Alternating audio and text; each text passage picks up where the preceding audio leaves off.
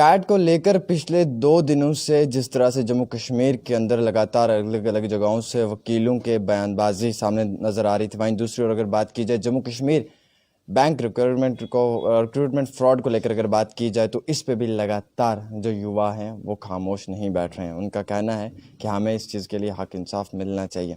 आखिरकार अपोजिशन का जमहूरियत में क्या रोल रहता है वो जानने के लिए हमारे साथ आज मौजूद हैं कांग्रेस के सीनियर लीडर रमन बल्ला साहब। इनसे जानेंगे कि अपोजिशन का क्या रोल है जमहूरियत के अंदर इन सब चीज़ों को देखकर चलते हुए, और अगर नाइंसाफ़ी हो रही है रूलिंग पार्टी की तरफ से तो क्या अपोजिशन के जो चीफ हैं उन्होंने आवाज़ उठानी चाहिए या फिर खामोश होकर घर के अंदर बैठना चाहिए। उसके लिए बात करने के लिए मौजूद है हमारे साथ बल्ला साहब। बल्ला जी, आपका स्वागत है। कैट की बात की जाए, कैट पे कल जब मेरा इंटरव्यू हुआ Jammu Kashmir high court bar association के प्रेसिडेंट के साथ, उनका कहना है कि ये मिस इन्फॉर्मेशन थी। डॉक्टर जितेंद्र सिंह जी का भी कहना है कि मिस इन्फॉर्मेशन थी, ऐसा नहीं था। एक्चुअली लोगों ने गलत समझा। बात तो ये थी कि यहाँ से वहाँ नहीं जाना था, वहाँ के बेंच को यहाँ आना था, और जम्मू कश्मीर के सर्विस मैटर्स को सुनने के लिए अब कैट के हवाले कर दिया गया है। यानी कि पहले एक बयान देना, फिर उसके बाद उसको नोटिफाई करना, फिर उसी बयान पे चेंजिंग लानी, तो मतलब ये तरमीमें करनी, पहले कोई चीज़ बनानी उसमें तरमीम करनी, ये जिस तरह से इनकी पॉलिसी बन रही है, ये सब कर रहे हैं, क्या लगता है सर, क्या ये सही है या फिर कहीं ना कहीं ये लोगों की दुखती रग को दबा रहे हैं और ऐसे लोगों के साथ आजमाइश कर रहे हैं? ये भाजपा के किस आदमी ने क्या कहा, हमें कोई लेना देना नहीं, हो सकता है वो पार्टी के स्पोक्समैन भी हो, किस ढंग से कहा, लेकिन आज जम्मू कश्मीर की जनता समझ चुकी है कि कैट को लेके हमने विरोध का सुर उठाया। लॉकडाउन का भरपूर फ़ायदा ये लेते हैं, लोगों का सब्र उसका इम्तिहान लेते हैं। सब्र का बांध टूट ना जाए, जब लोगों का सुर जो है विरोध का उठता है तो ये यू टर्न लेने में कहीं कमी नहीं रहता, और 24 घंटे से ज़्यादा भी नहीं ये लगाते। ये भाजपा के करनी और कथनी में कितना फ़र्क है वो लोग आज महसूस करते हैं, और इनको लाइटली हम लोग लेते हैं, क्योंकि इनका हमेशा यही इशू था कि जिस ढंग से जम्मू कश्मीर के अवाम को जितना प्रेरित किया जाए, प्रभावित किया जाए किसी ना किसी ढंग से, ये कसर कोई छोड़ते नहीं है। और जम्मू कश्मीर के आप अगर पिछला इम्तिहान देखें तो हर जगह पे, और सैड का आना, ये हम ही लोगों का विरोध था। तो 24 घंटे में ये हो गया, तो क्या ये दिल्ली में मिनिस्ट्री ऑफ होम अफेयर जो सर्कुलर या आर्डर या पूरा मीडिया में छप गया, एक मीडिया पे नहीं, वो तो पहले तो पूरा उन्होंने बयान दिया कि 30,000 ऑलरेडी हाई कोर्ट में केसेस पेंडिंग था। तो यह जम्मू कश्मीर का आवाम जो आगे ही पिसता चला जा रहा है, जो ऑलरेडी एक किस्म का वेंटिलेटर पे है जब से इन्होंने स्टेट को तोड़ दिया, और यूटी के लिहाज से लोग उस बीमारी से अभी बाहर नहीं आए। तो लॉकडाउन में अगर हम यहाँ पे लोग फंस के, लॉकडाउन में हम सब, जब पूरी दुनिया एक दूसरे के साथ कंधे के साथ कंधा मिलाते हुए, पक्ष और विपक्ष की राजनीति से परे हटते हुए, सब लोग इस बीमारी में जो है, और उस वक्त ये इम्तिहान की कड़ी लेते हैं, टेस्ट करते हैं मीडिया में आके, और 24 घंटे में वो फिर यू टर्न लेते हैं, जनाब मिसअंडरस्टैंडिंग हो गई, कम्युनिकेशन गैप था। भाई कम्युनिकेशन गैप था, ये आप पूरे जम्मू कश्मीर का युवाओं के ज़ख्म को कुरेद लो और फिर बाद में बोलो ये मिस इन्फॉर्मेशन कैंपेन थी। ये मानने वाला नहीं। ये जम्मू कश्मीर के लोगों की एकता का सबूत है कि जब उन्होंने इकट्ठा होकर अपने अपने तरीके से प्लेटफॉर्म से इस आवाज़ को बुलंद किया तो यू टर्न लेना पड़ा। हर जगह पे जम्मू कश्मीर की राजनीति के जिस ढंग से, मैं समझता हूँ कि ये केंद्र की सरकार हो या जम्मू कश्मीर की सरकार हो, ये जम्मू कश्मीर के युवाओं की विरोधी सरकार है। कहीं पे जम्मू कश्मीर के कहाँ पे युवाओं को जो हम लोगों ने रिजर्वेशन दी थी, एससी हो, एसटी हो, ओबीसी हो, काफ़ी जम्मू कश्मीर के हालात हैं, यहाँ का जोग्राफिकली पोजीशन कुछ डिफरेंट है, आए दिन सरहदों में रहने वाले लोग किसी न किसी ढंग से प्रभावित हैं। तो उनको छूट थी कि रिलैक्सेशन के माध्यम से वो कहीं ना कहीं पे अपना भविष्य को उज्जवल कर रहे हैं, लेकिन वो एक ही पेन स्ट्रोक से इन्होंने सब कुछ वो भी उड़ा दिया। नौजवान ज़्यादा उसे प्रताड़ित यहाँ पे हुआ, और उसके बाद ये कैट का लेके, चाहे नौजवान हो चाहे वकील हो, लोगों का दारोमदार यहाँ पे था। कहाँ पे जाते वो चंडीगढ़ में जाके, हम लोगों ने कल जैसे ही आया पूरे तहकीका में, लेकिन हम लॉ अबॉर्डिंग है, अपोजिशन का रोल, हम अपोजिशन इस हालात को देखते हुए जब पूरे मुल्क पूरी दुनिया भर में कि कहीं जमावड़ा ना हो, अपनी आवाज़, अपोजिशन लोग आवाज़ ही उठा करते। हम लॉ एंड ऑर्डर प्रॉब्लम को क्रिएट करने वाले नहीं, हम गांधी की सोच के माध्यम से लोगों के जज्बात को बारा करते हैं, ताकि वो लोग जो बंद कमरों में बैठ के फैसला करते हैं उनके कानों तक ये आवाज़ पहुंच जाए कि ये आम आवाम की आवाज़ है, नौजवानों की आवाज़ है। जिस ढंग से पहले पहले इन्होंने लॉकडाउन का डोमिसाइल का सिलसिला जारी किया, जम्मू कश्मीर, वो भी गुमराह करके कि जनाब जम्मू कश्मीर के रहने वाले लोगों को नौकरियां होंगी, जम्मू कश्मीर के 4th क्लास के लिए जम्मू के रहने वाले लोगों के। लेकिन जो यू रिटर्न जब सब लोगों ने विरोध किया 24 घंटे में, वो भी मिस इन्फॉर्मेशन कैंपेन थी। मैं जो लोग ये गुमराह करते हैं, सियासी रोटियां सेके अपनी फेस सेविंग यहाँ पे कर रहे हैं, क्या वो भी मिस इन्फॉर्मेशन कैंपेन थी? और उसके बाद डामी से 24 घंटे में अमेंडमेंट करके फिर डोमिसाइल के रहने वाले लोगों को हक दे दिया। उसमें आप बताओ 15-20 लाख तो वैसे एंट्री हो गया। अब तो 4th क्लास में जो जम्मू का लोग हो, कश्मीर का हो या किसी डिस्ट्रिक्ट का, उससे भी महरूम होगा जब वो डोमिसाइल की कैटेगरी के 3 कैटेगरी के लोग आएंगे। तो ये कहीं ना कहीं जहाँ पे लोगों को दिखते यहाँ पे है, उसका समाधान कहीं पे नहीं है ढूंढ रहे, और वहाँ पे लोगों को दिखते यहाँ पे बढ़ती चली जा रही है जम्मू कश्मीर पे। और लॉकडाउन में ऑलरेडी लोग प्रभावित हैं, लोग परेशान यहाँ पे, रोज़मर्रा की ज़िंदगी को किस ढंग से व्यतीत कर पाएँ। बड़ा लंबा लॉकडाउन है, लॉकडाउन का लगना भी बड़ा ज़रूरी था, लेकिन उसके बाद सिर्फ आप 2 नहरों के माध्यम से जनाब आप स्टे एट होम और वो करते रहेंगे, मेंटेन सोशल डिस्टेंस, 2 नारों के जोर पे। अब भाई जो लोग घरों में हैं उनकी हालत क्या होगी? कई स्लम एरिया है, अर्बन पुअर पॉपुलेशन है, 10-10 फुट के कमरे में लेबर क्लास है, 6-6 आदमी बैठे हैं, तो आपको पूरा आर्थिक मदद करना भी ज़रूरी था ना, राशन के साथ साथ वो भी हो।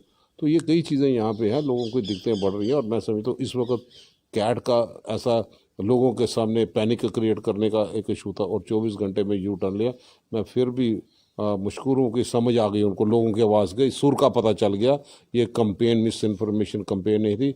उन्होंने अपने जो बिल्ली जो थी इनके थैले से बाहर आ चुकी है, और लोग इनके हर एक चीज़ की रणनीति को समझ चुके सर हैं। यहाँ पे एक चीज़ और देखने को भी मिल रही है कि कांग्रेस के जो स्टेट प्रेसिडेंट हैं उनकी तरफ से भी कोई बयान सामने नज़र नहीं आ रहा है। न जाने वो क्यों खामोश बैठे हैं, जबकि इतनी गलत हो रहा है जम्मू कश्मीर के युवाओं के साथ। पार्टी की जी लीडरशिप का एक जी जी एक एक सवाल मेरा सर दूसरा ये है कि इनका कहना है कि हम सिटिंग अरेंजमेंट जो है वो बढ़ा देंगे, कैट का जो बेंच चंडीगढ़ से आएगा। पहले 31,000 मामले ऐसे पड़े हुए हैं, अगर ये बढ़ा देंगे तो कितना बड़ा बढ़ा देंगे सर? क्या लगता है आपको, क्या इसमें अपोजिशन को बोलना चाहिए जम्मू कश्मीर और लद्दाख इनके लिए अलग अलग बेंच होना चाहिए, क्योंकि फिर भी लोगों को परेशानियां आएंगी? तो इसमें को अपोजिशन किस तरह से देख रहा है और अपोजिशन का इस पर क्या स्टैंड रहेगा? पहले तो ये चंडीगढ़ में करना ही बिल्कुल गलत था, हमने उसी वक्त विरोध किया।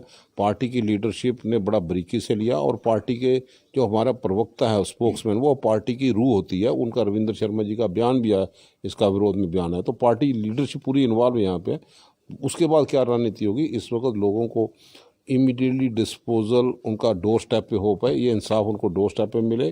कांग्रेस तो हमेशा कमिटेड थी, और हमेशा पिछली सरकारों में भी एडमिनिस्ट्रेटिव यूनिट डोर स्टेप पे दे पाए, यही उसका कारण था। और आज यहाँ से दूर हटा के ले जाना, जो कल के पेपरों में भी पढ़ने के लिए लोगों को बड़ा दुख पहुँचा, ये समझ के कि जिन लोगों ने इनको इतनी ताकत तक पहुँचाया, मिनिस्टर दिल्ली में बैठा दिए, सारे MP बना दिए, को उनके मुंह से पहले एक लफ्ज़ प्रपोजल नहीं आता कि उसको, ये जो जितनी भी जीत है, यह जम्मू कश्मीर के रहने वाले नौजवानों की, लोगों की जीत है, जिनका उन्होंने एक सुर में आवाज़ बुलंद की, इसका विरोध उठाया, तो यू टर्न इनको 24 सर घंटे में इनके लेना पास पड़ा। 3 सिटिंग MP भी हैं इस वक्त। क्या लगता है उनका क्या काम है ग्राउंड पे इस वक्त? वो किस तरह से लोगों को देख रहे हैं, युवाओं को किस तरह से देख रहे हैं? क्योंकि युवा जेके बैंक रिक्रूटमेंट फ्रॉड को लेकर रो रहे हैं, आए रोज़ रिकॉर्डिंग्स वायरल हो रही हैं। पहले तो कहा जाता था कि गवर्नर हमारा अपना है, छाती ठोक के कहते थे, लेकिन आज कहते हैं कि गवर्नर की तरफ से कर दिया गया तो हम इसमें क्या कर सकते हैं, गवर्नर साहब जाने और उनके काम जाने, ये एडमिनिस्ट्रेशन जाने। यानी कि ये पहली एक बात, फिर दूसरी बात, और 3 सिटिंग MP हैं, कोई भी युवाओं की बात नहीं सुन रहा है। बैंक रिक्रूटमेंट फ्रॉड को लेकर जिस तरह से एक बहुत बड़ा मामला जो है सामने नज़र आ रहा है, लेकिन इस पे कोई भी अपनी नज़रसानी नहीं कर रहा है, दिन ब दिन इसको टाल मटोल कर धकेला जा रहा है। MP तो हवा में आ गए, लेकिन MP है, इनको चुप्पी तोड़नी चाहिए।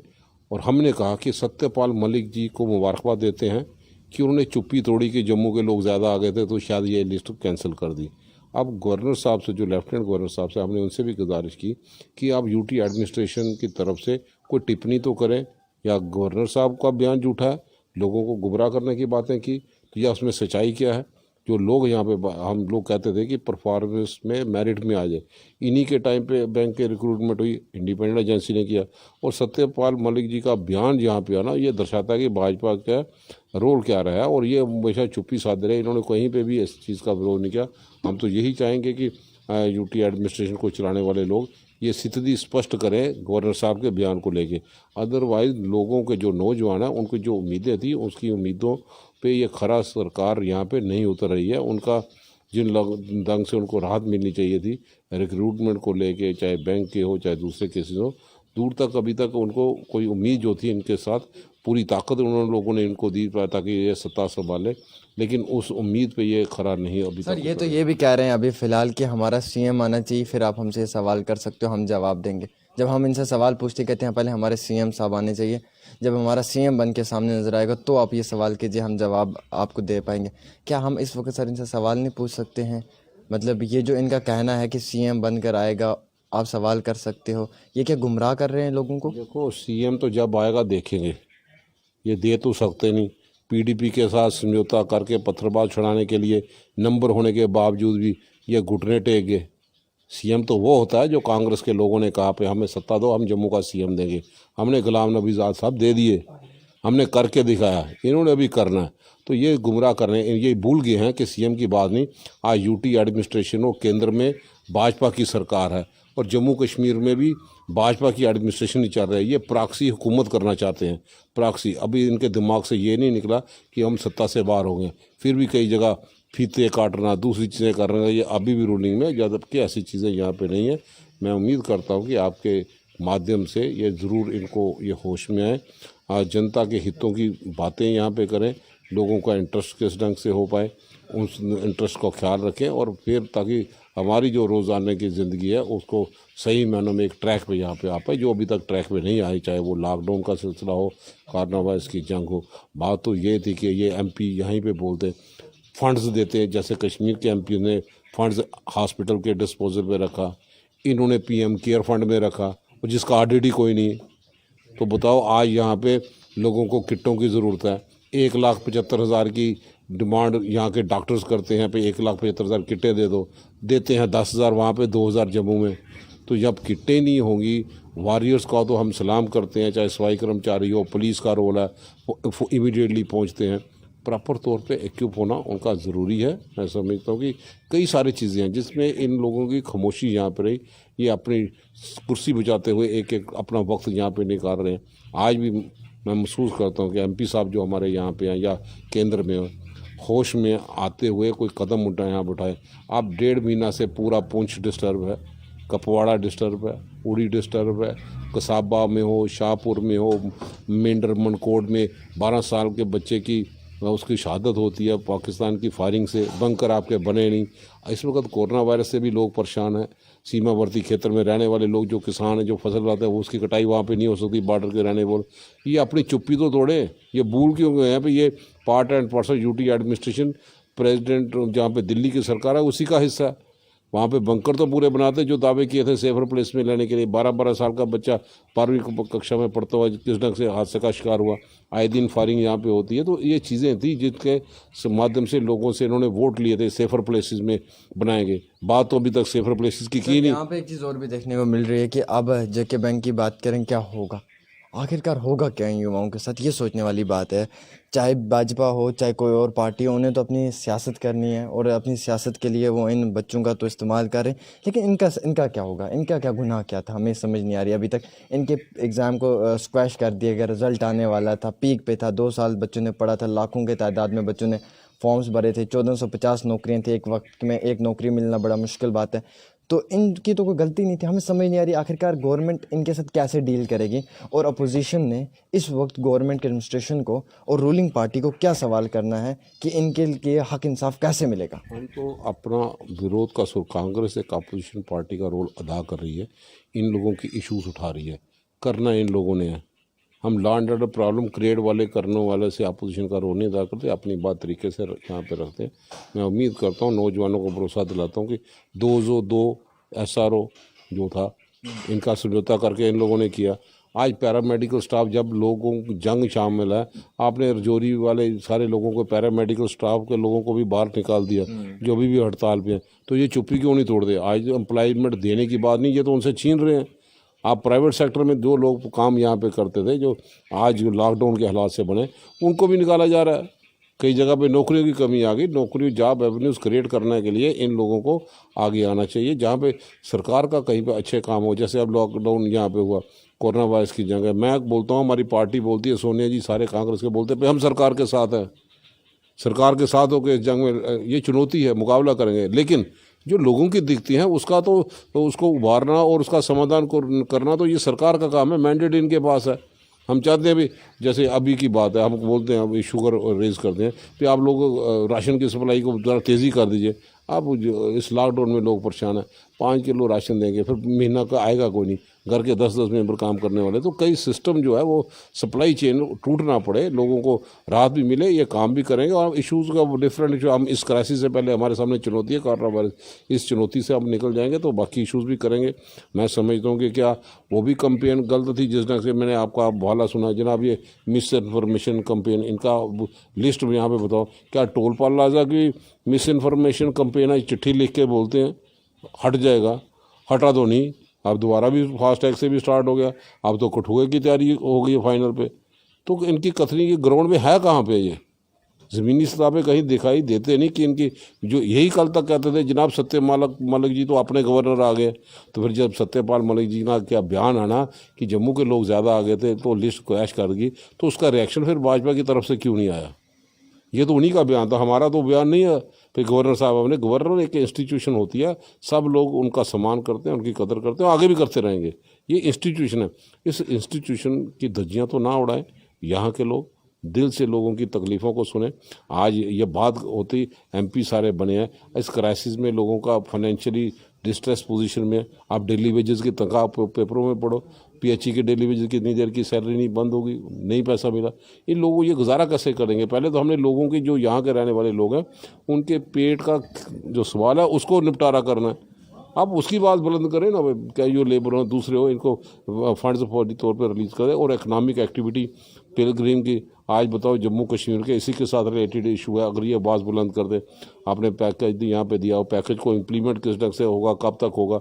ये सारे ट्रेड जम्मू कश्मीर में के 3-4 स्तंभ हैं, टूरिज़्म है, ट्रेड है, इंडस्ट्री है, टूरिज़्म से पिलग्रिम टूरिज़्म है। आप बताओ पिलग्रिम टूरिज़्म में माता वैष्णो देवी के लिए कोई नारियल का व्यापार करता था, कोई चुनिया बेच के गुजारा करता था, कोई फूल का गुजारा करता था, कोई पिट्ठू का काम करता था, कोई पालकी वाला, उसकी इकनॉमिक एक्टिविटी को किस ढंग से रिवाइवल कर पाएंगे? उनके पास कुछ ना कुछ होगा तो इकनॉमिकली हम लोग मजबूत कर सकें एक दूसरे के साथ। वो ऐसी चीज़ों पर तवज्जो देने की ज़रूरत है। यहाँ पे गन्ने की फसल है, फार्मिंग कम्युनिटी के लिए पहले भी नुकसान हो गया, अब भी नुकसान हो जाएगा। अब कटाई के लिए हमें गुजारिश है कि अगर ये जितने भी एमपी अपने इन्फ्लुएंस करते, 8-10 मशीनें हार्वेस्टिंग कंपेन की आई हैं, तो फसल पकी हुई कितनी देर है, तो लोकल, क्योंकि जमावड़ा यहाँ पे नहीं हो, गैदरिंग नहीं हो सकती, तो कोई सिस्टम बनाए थे काफ़ी कटाई भी साथ साथ तेज़ी से हो पाए। अभी तक आपका रावी तवी का जो कनाल है वो उसकी शुरुआत नहीं हुई। तो ये इरिगेशन फैक्टर और दूसरी चीज़ें, कई चीज़ें के दिखते हैं, बहुत सारे मसाइल हैं। जी जी। मेरे साथ बातचीत करने के लिए मौजूद थे कांग्रेस के सीनियर लीडर अमन बल्ला साहब। सवालात जेके बैंक को लेकर हुए और कहीं ना कहीं कैट को लेकर हुए। जिस तरीके से ये जो कानून है ये 1985 के बाद ही सेंटर के मुलाजमीन के लिए चंडीगढ़ में आयद कर दिया गया था, और यहाँ के जितने भी मुलाजमीन थे जो सेंटर के यहाँ पे थे, उन्होंने अपने हक इंसाफ के लिए चंडीगढ़ जाना था। लेकिन क्या हुआ कि अब जब नया कानून आया तो उसके अंदर जम्मू कश्मीर के मुलाजमीन के लिए भी कह दिया गया था। लेकिन जब सर्विस मैटर पे बात हुई तो अभी कह रहे हैं कि मिस इन्फॉर्मेशन है, ये लोगों तक गलत जानकारी मिली है। लेकिन डॉक्टर साहब ने 2 दिन पहले ही, डॉक्टर जितेंद्र साहब ने वेडनेसडे के दिन नोटिफाई किया, और नोटिफाई करने के बाद उन्होंने भी ये कहा था कि सर्विस मैटर्स जो हैं वो चंडीगढ़ में होंगे, जम्मू कश्मीर के। लेकिन अब वो खुद ही कह रहे हैं कि ये मिस इन्फॉर्मेशन है। न जाने ऐसा क्यों होता है कि रातों रात कानून बनते और फिर 24 घंटे के अंदर तरमीम होती है, क्लेरिफिकेशंस दी जाती हैं कानूनों पे, या तो कानून बनाने नहीं आते या बना लेते हैं, तो फिर कानून को चलाना कैसे, वो सबसे बड़ी बात है जो इन लोगों के पास नहीं होती है। फिलहाल आप देखते रहें तस्कीन न्यूज़ 24/7 आमिर के साथ जम्मू से।